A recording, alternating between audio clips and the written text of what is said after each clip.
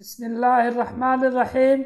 الحمد لله رب العالمين، والصلاة والسلام على أشرف المرسلين سيدنا مولانا محمد صلى الله عليه وسلم. السلام عليكم ورحمة الله وبركاته.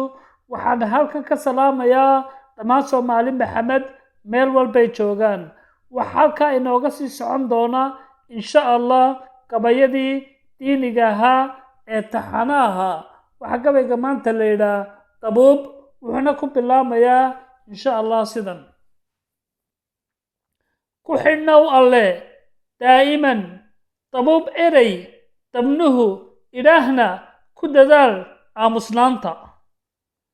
ku xidhnow daha rasuulkii daa'iman daliil quraan iyo dawgii xadiiska dariiqooda hay. nafta waxa duleeya oo doorsha dembiga ibliis kugu duro. daacaadka alle ku dadaal qalbi daacadana lahow. haddaymoon wax eebba kuu diiday muran dood aan cilmi ku dugnayn iyo waxaad doontaba afka ka sheeg ayaa u daran. sidii yoom diiwaan lagugu duubayn xisaabna dambayn iyo waxaad doonto daalaco xaaraanta alle aan ka daahnayn iyo isha la raac ayaa u daran. dal fog adoo dega midabka diirkaaga iyo mudnaanta diintaada lagugu takooraa u daran.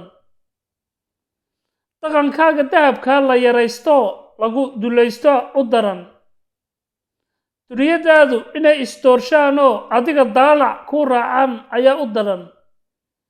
dulqaadkoo kaa yaraado cadho la dudo ka bixi weydo dagaal iyo dabeecad xumaa u daran. waad mahadsantiin dhammaantiin. waxaan leeyahay damiirka wanaagsan aan ku dabarno nafteenna insha Allah walaalayaal.